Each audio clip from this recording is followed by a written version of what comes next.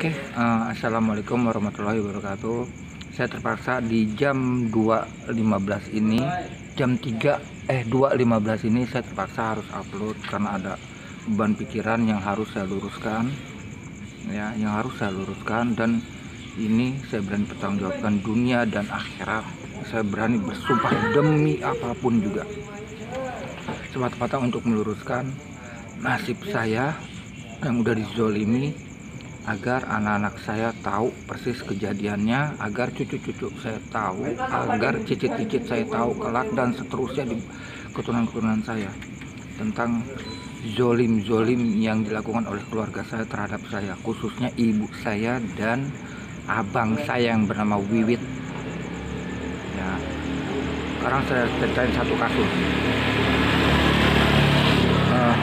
Ini saya lagi bernumpang wifi di salah satu warung jam segini untuk diupload nanti. Saya kasih tahu satu kasus dulu. Di umur 4 tahun saya waktu itu, abang saya yang bernama Wiwit umur 6 tahun karena di atas saya 2 tahun, dan adik saya di bawah saya 1 tahun bernama Yudi, dia berumur 3 tahun waktu itu, melakukan kenakalan, yaitu kita bertiga loncatan dari atas lemari pakaian ke dipan orang tua saya, atau kasur orang tua saya, yang membuat akhirnya patah itu dipan kasur. Dan setelah itu akibatnya kami di penjara, kami dikurung di kamar mandi, ya. Tapi mereka tidak lama, mereka hanya dikurung setengah jam di kamar mandi. Saya tetap dipenjarain, dikurung di kamar mandi sampai kapan? Sampai tengah malam, dari pagi waktu itu, ya, sampai tengah malam. Dan yang lebih gilanya, yang gak masuk akal, yang membuat saya sedih, membuat saya nangis, ya, mereka tinggalin saya sendirian di rumah itu dengan terkurung di kamar mandi. Ya, mereka pergi, ya, jalan-jalan, malah justru ke rumah kakek saya di Pejambon. Waktu itu kami masih rumah di Mampang Perapatan. Mereka ninggalin saya sendirian di kamar mandi, ya, dikunci dari pagi sampai tengah malam mereka baru pulang. Akhirnya mereka tengah malam pulang, ngebukain kamar mandi, saya udah menggigil sakit, tidur di ubin kamar mandi. Akhirnya saya sempat sakit 1 minggu. Itu kejadian yang masih saya ingat sampai detik ini, di saat umur saya 4 tahun. Selanjutnya saya langsung loncat, ya. Zolim udah terlalu banyak. Setiap apapun yang dilakukan kenakalan oleh abang saya yang bernama Wiwit, selalu saya yang dipersalahkan oleh ibu saya. Saya loncat lagi langsung ke kedewasaan aja, ya. Kalau terlalu panjang kalau saya step by step saya ceritain semua. Saat pernikahan saya pertama kali, tidak pernah yang namanya saya dipestain, boro-boro dipestain, ya, selamatan keluarga aja enggak di pernikahan saya. Kenapa? Karena mereka merasa jijik saya menikahi seorang miskin, ya, yang notabene orang tuanya dia, orang tua istri saya itu waktu itu hanya seorang penjaga MCK di mana? Di pasar induk. Ya, saya tidak dipestain, boro-boro dipestain, sedekah aja enggak, selamatan aja enggak, Pak. Tapi mereka, khususnya Wiwit, pesta sebesar-besarnya. Oke, saya loncat lagi. Dan itu zolim udah benar-benar banyak lagi di perjalanan pernikahan saya yang pertama. Ya, itu udah capek. Saya loncat lagi. Akhirnya saya dengan cara-cara ibu saya, berhasil ibu saya menceraikan saya dengan saya itu yang pertama kali. Nah, saya ceritain satu kali. Nanti berisik, ya. Saya ceritain satu kali. Mudah-mudahan ada salah satu hakim pengadilan agama yang nonton, yang masih ingat saya. Ada salah satu, ya, saya ceritain. Di saat kami melakukan sidang perceraian, ya. Ibu saya di pengadilan agama itu banyak nyerocos ngoceh sampai dibentak, sempat diusir suruh keluar sama hakim ketua. Dari situ udah bisa diartikan apa kan ya, siapa yang lebih ngotot untuk menceraikan saya. Semoga hakim ketua di pengadilan agama di Kiwi di PKP nonton ini.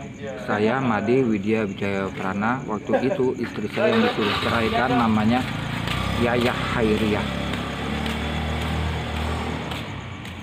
Perceraian itu di tahun 2003-2004. Saat cerai masih ada. Mudah-mudahan nonton hakim ketua itu. Ya, hakim ketua itu udah tahu sebenarnya siapa sebenarnya yang menceraikan, apakah saya atau ibu saya. Itu aja.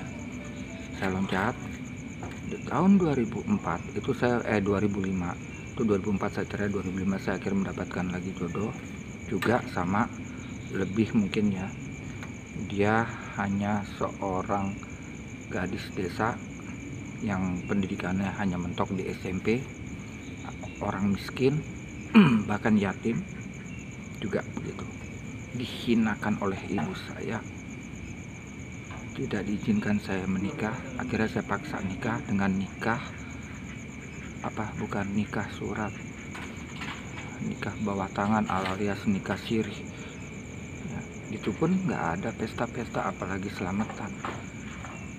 Saya aja untuk seserahannya aja hanya membawakan uang 1 juta. Sempat dihina juga, memang direndahkan juga oleh pihak keluarga istri saya waktu itu.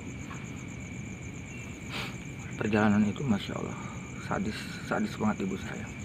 Oke, saya lanjut ya.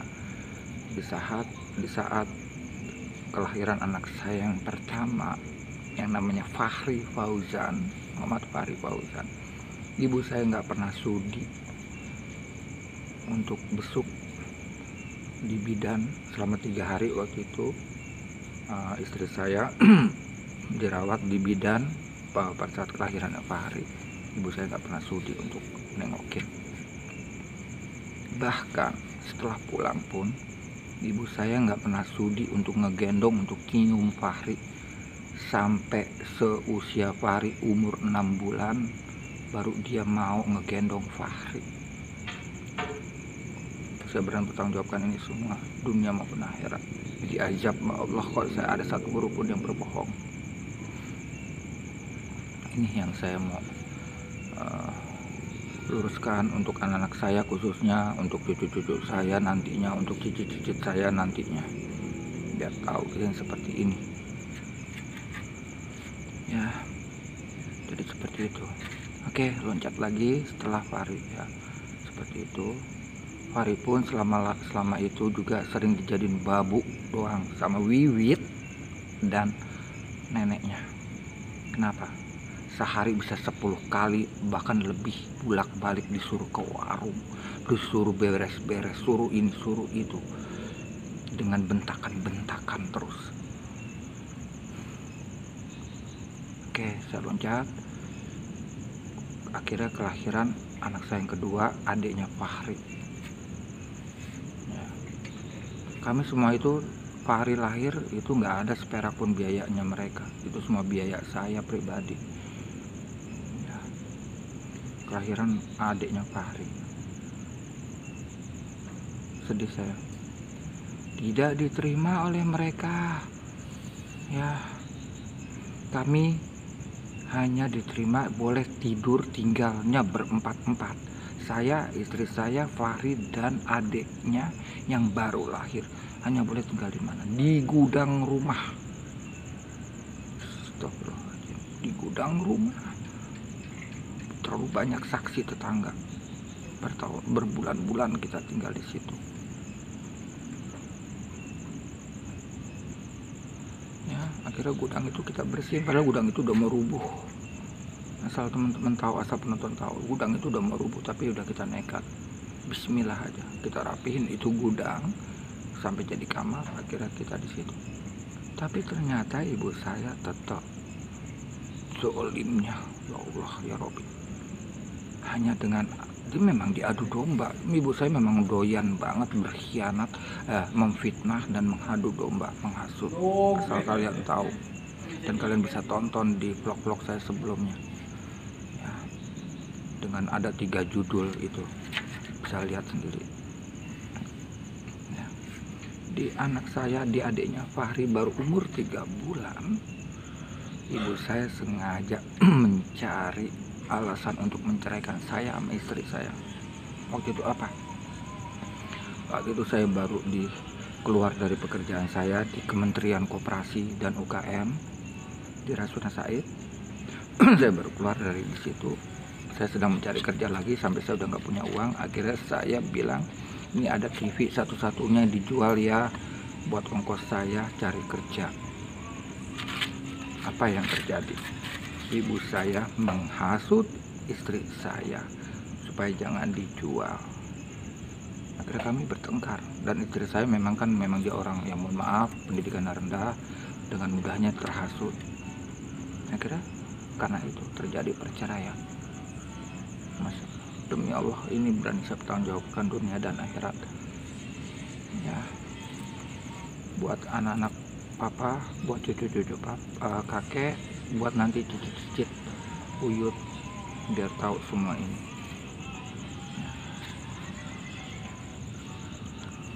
Lalu saya loncat lagi. Selama perjalanan hidup saya tidak menumpang hidup sama mereka.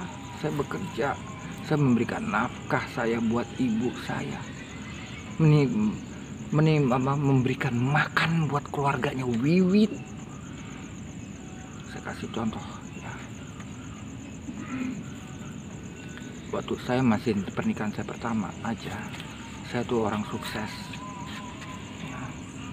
Itu saya punya usaha nasi uduk yang minimal, paling miskinnya, paling sepinya kita menghasilkan 500.000 net per malam. Di tahun berapa? 96, 97 ya.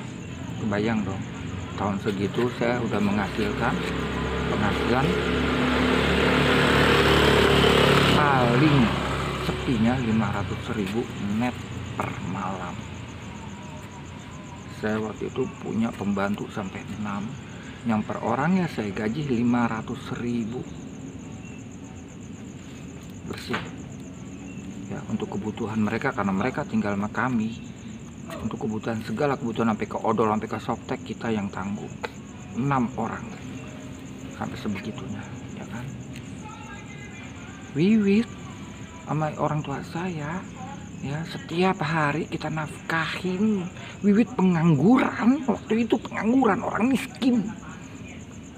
Bahkan warung aja gua yang kasih ya, warung di depan rumah yang di garasi. Tapi anjing itu manusia. Itu waktu gua pernikahan pertama aja ya, gua kasih makan untuk manusia sekeluarga-keluarganya ya. Bahkan adik gua yang namanya Linda ya, di tahun 97 itu dua-duanya gue beliin HP laki bini merek Sagem. Linda sama suaminya tuh gue beliin HP, bukan HP bekas, HP baru tahun itu loh, 97. Itu lagi mewah-mewahnya HP ya. Gue beliin HP buatan Korea, build up, merek Sagem.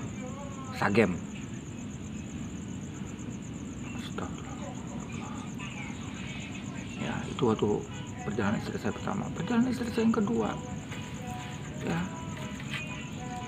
kami dijadiin budak doang ya. Rumah sebegitu besarnya yang dihankam, setiap hari yang bebenah tuh gua. Pagi gua nyapuin, gua ngepelin, sore gua nyapuin, gua ngepelin, setiap hari bertahun-tahun. Seminggu sekali gue yang bersihin kaca seluruhnya. Tapi gue dianggap nggak melakukan apapun. Malah dia yang ngebudakin gue. Bukan hanya itu ya, gue nggak dikasih makan. Ya setiap hari gue kelaparan, 4 hari gue baru dapat makan, bukan dari mereka. Gue dapat makan bukan dari mereka. Gue ngemis ke tetangga-tetangga, minta beras, minta nasi, sampai yang terakhir kalinya gue dihina sama tetangga gue. Ya seperti itu. Ini fakta, gue berani bertanggung dunia maupun akhirat. Oke, sekarang loncat ke istri gue yang kedua kalinya gue nikah. Apa yang terjadi? Apa? Almarhum bapak saya menjual tanah, ya, padahal dia lagi banyak duit. Gue nikah tidak sama sekali diurusin.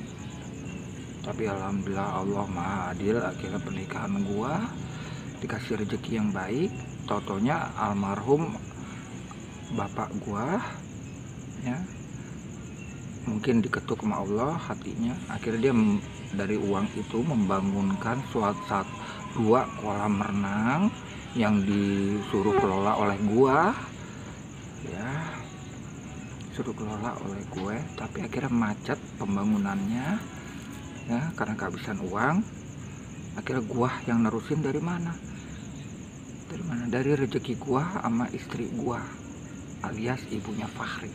Jual perhiasan, jual ini, jual itu untuk melanjutin pembangunan kolam renang. Akhirnya jadilah itu kolam renang. Akhirnya gua kelola, gua urus, rame itu kolam renang. Waktu itu per orang hanya gue mintain 500 perak. Rame terus tiap hari. Tapi ibu gua udah mulai melirik, mulai menjahat sama gua. Ya, akhirnya dengan dikitnya ibu gua dinaikin dari 500 jadi 1.500, mulai kurang. Itu pun bukan diambil, bukan gua yang nikmatin uangnya, ibu gua yang ambil. Gua sama bini gua yang kedua hanya dikasih jatah 20.000 seminggu. Masih ada saksi hidupnya sampai sekarang, banyak. Tapi gua yang kelola itu, gua yang bersihin tiap hari. Rumah segitu gedenya, kolam renang 2 biji, gua sama istri gua yang ngelola. Akhirnya kita makan dari mana? Akhirnya kita punya keputusan, istri gua kerja di pabrik, gajinya waktu itu 800.000 per bulan. Ya, kenapa? Karena kolam renang yang gua kelola, yang diamanahkan oleh bapak gua, ditelan sama ibu gua, yang pasti ikut dimakan sama Wiwit. Baru jalan 2 bulan dinaikin lagi jadi 3.000 perak per orang. Baru jalan 2 bulan, gue inget semua, gue nggak kadang-kadang. 2 bulan dari 3.000 perak dinaikin jadi 4.500 perak. Sepi tuh orang. Tapi gue sama bini gue, ibunya Pari, masih tetap disuruh dijadiin babu, budak, bersihin kolam renang tiap hari 2 gede sama rumah yang begitu gede tiap hari. Sedangkan gua sama bini gua, ibunya Pari, hanya dikasih 20.000 per minggu. Astagfirullahaladzim, biadab mereka.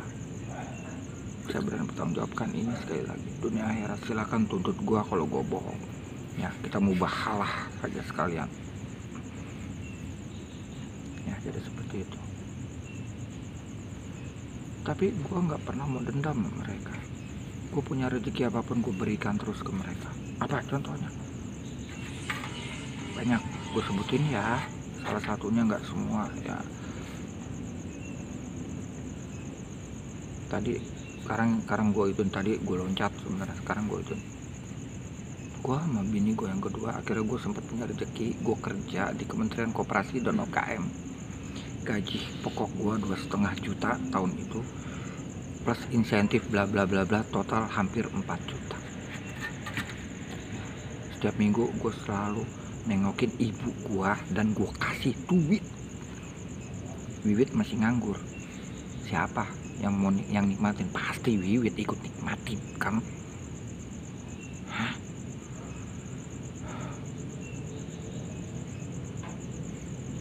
Oke, ternyata gue udah keluar dari kantor Kementerian Koperasi. Gue masih usaha, gue masih kesono kesini. Ternyata akhirnya gue dapat hibah dari bapak gue 1 rumah ya. Tapi apa, dijual sama ibu gue, dan hasil penjualan rumah itu gue hanya dikasih 20 juta. Katanya uangnya tuh buat bayar utang gue, yang ini yang itu. Gue juga bingung, utang apa sampai 20 juta, gue juga bingung ya. Asal tahu aja teman-teman, tuh gue julukin rumah gue tuh rumah hijau. Semua orang tahu di pabrik kulit itu rumah gue tuh rumah yang gue julukin rumah hijau ya. Boleh tanya di pabrik kulit Cibinong ya, rumah hijau yang deket kolam renang Tirta Ramah, kolam renang gue, tahu semua ya. Dijual sama ibu gue, dan uangnya gue hanya dikasih 20 juta, padahal itu rumah gue yang dihibahkan sama bapak kandung gue. Astagfirullahaladzim. Akhirnya gue kabur sama bini gue bawa Fahri ke Pelabuhan Ratu dengan bawa uang 20 juta itu. Gue coba usaha di sana, gue sempat berhasil akhirnya, tapi gue kena tipu sama salah satu nelayan di sana, habis banda gue. Oke, sekarang gue loncat lagi ya,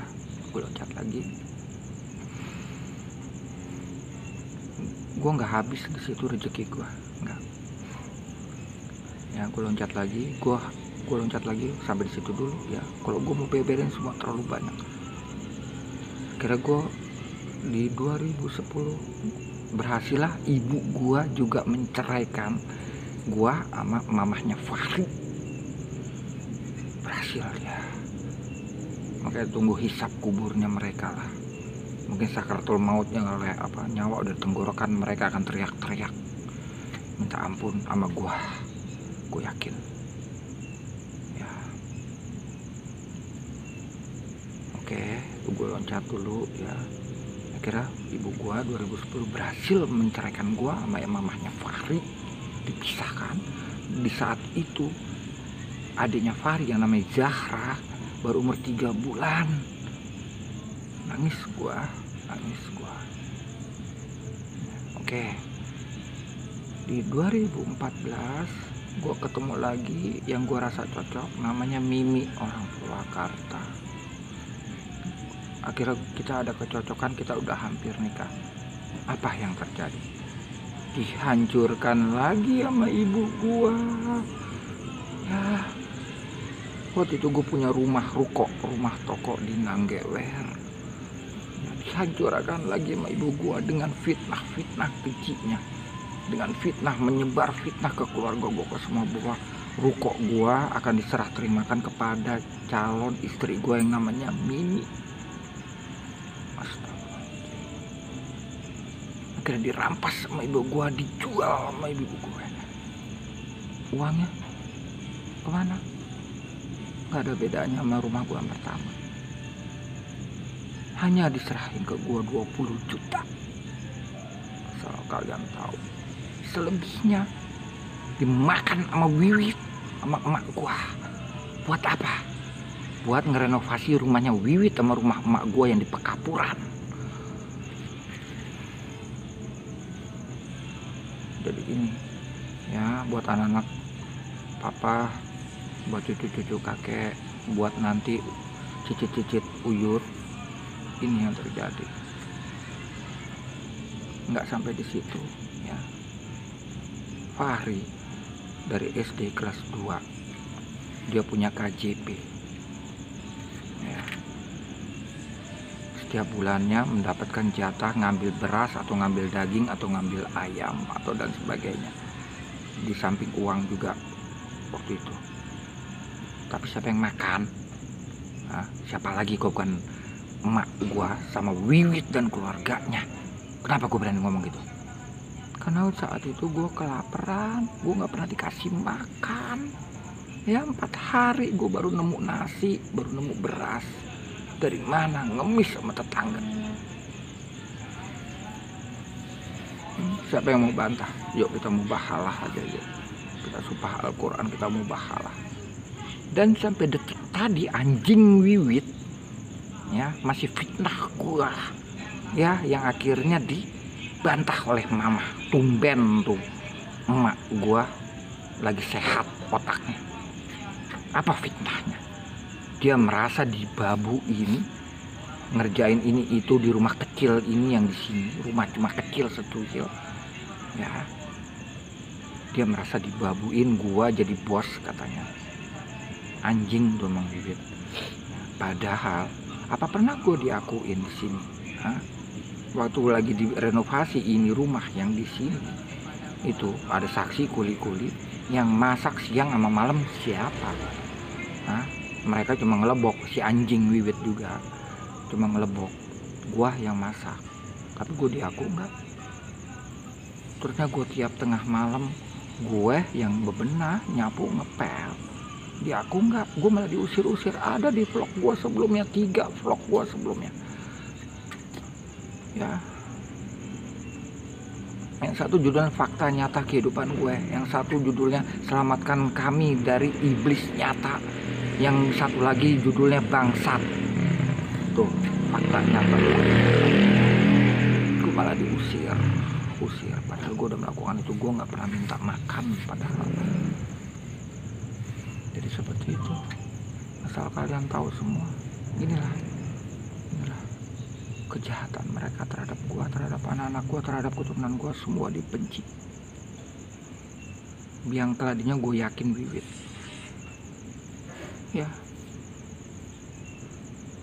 Dibantah akhirnya sama ibu gua tadi. Tumben ibu emak gua otaknya lagi normal. Hah? Ternyata gua bukan cuma dianggap babu, gua udah dijadiin budak. Gimana gua waktu di Cibubur, rumah segede itu 10 kali lipat rumah di sini gedenya, ya. Dari ujung teras sampai ujung gudang, gue yang ngerjain, beresin, nyapu, ngepel sehari 2 kali, dan gue nggak pernah dikasih makan. Gue kelaparan sampai 4 hari setiap, selalu 4-5 hari gue baru dapat nasi, baru dapat beras dari tetangga. Gue ngemis. Hah? Gue gak merasa lagi dijadiin babu, tapi gue memang udah dijadiin budak. Wiwit baru aja ngurusin rumah secuil itu, nyapu, ngepel, kadang-kadang itu pun juga.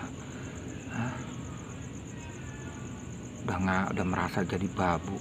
Terusnya gue masakin elo siang sama malam, apa? Terus gue selama 2 malam gue ngepel, nyapu, apa? Dianggap nggak?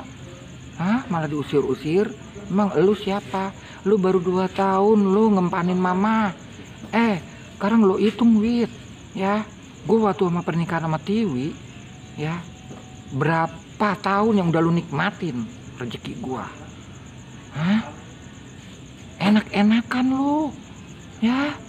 Mama, ya, yang namanya mama, yang lu sebut mama, ya, tukang nutupin kebaikan gua biar segede gunung, asal lo tahu,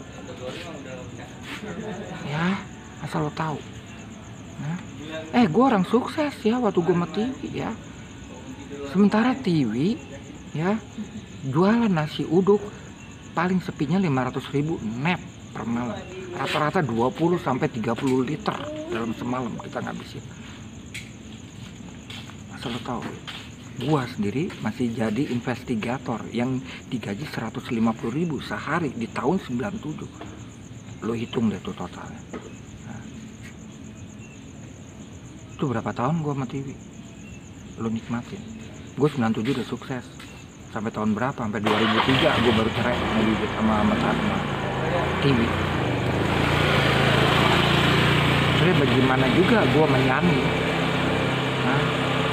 waktu di Kementerian Koperasi dan segala macam, lu nikmatin juga. Yang terakhir gue sama Mimi, ya, gue ngojek tuh di pasar Cibinong berapa tahun.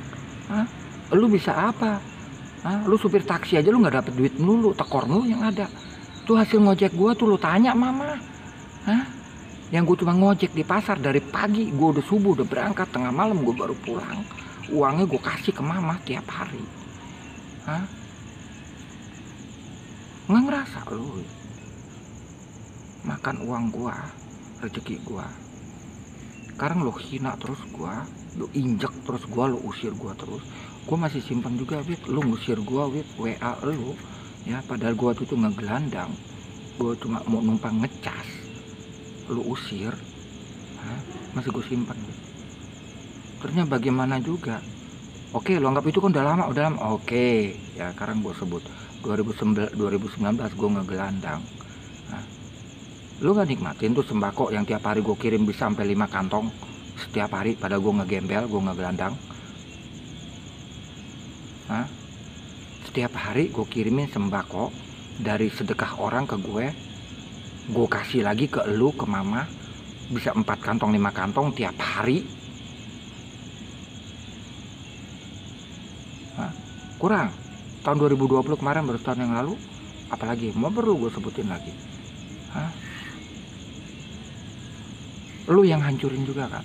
Gue lagi deket sama seseorang yang kerja di Cina, yang hampir tiap hari transferin gue uang 1 juta, lebih sering, hampir tiap hari 1 juta, 2 juta, 1 juta, 2 juta.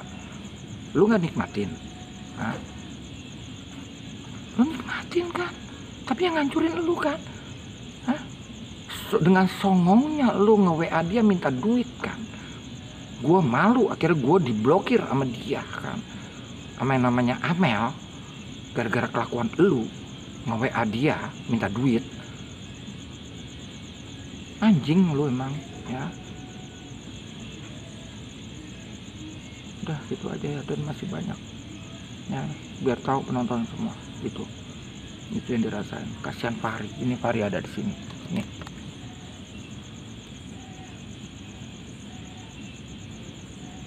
Jadi itulah perjalanan hidup gue ya. Ini juga semoga anak-anak gue paham, nonton. Semoga kelak cucu-cucu gue nonton. Semoga kelak cicit-cicit gue nonton kok gue udah mati. Inilah fakta. Sekarang gue jadi gelandangan, gue gembel ya, gue jarang makan. Sekarang gue baru dikirimin aja rezeki dari temen gue yang di Polandia ya, yang cuma 300, alhamdulillah 300.000 direbutin sama mereka ya. Nih baru tadi gue terima uang dari temen gue yang di Polandia, ngirimin uang yang alhamdulillah 300.000 direbutin sama mereka, diarep sama mereka. Asal kalian tahu, dan biar tahu juga untuk teman saya yang di Polandia, biar nonton. Itulah rezeki yang dari ente, saya udah terima kasih banyak, tapi rezeki dari ente itu direbutin sama mereka. Saya punya buktinya, WA-nya ya. Itu aja ya, udah gitu aja. Untuk khususnya ini memang dikhususkan dokumentasi untuk anak-anak saya, dikhususkan dokumentasi untuk cucu-cucu saya kelak, didokumentasikan khususnya untuk cicit-cicit saya kelak, dan turunan-turunan saya. Inilah fakta. Saya berani bersumpah demi apapun, saya berani pertanggungjawabkan dunia maupun akhirat ya, diazab sama Allah secepat sesegera mungkin. Kalau satu huruf pun ada kebohongan di mulut saya saat ini, siap detik ini pun saya diazab sama Allah. Kalau ada kebohongan, satu huruf pun kebohongan, terpaksa saya ini karena saya udah nggak tahan lagi sama keluarga bangsat seperti ini. Itu aja, terima kasih untuk semuanya. Itu aja, saya nggak tahu harus ngomong apa lagi. Itu alamat, sekarang saya ada di situ, di alamat ini saya ya, GPS ya. Gitu aja. Selamat dini hari. Wassalamualaikum warahmatullahi wabarakatuh.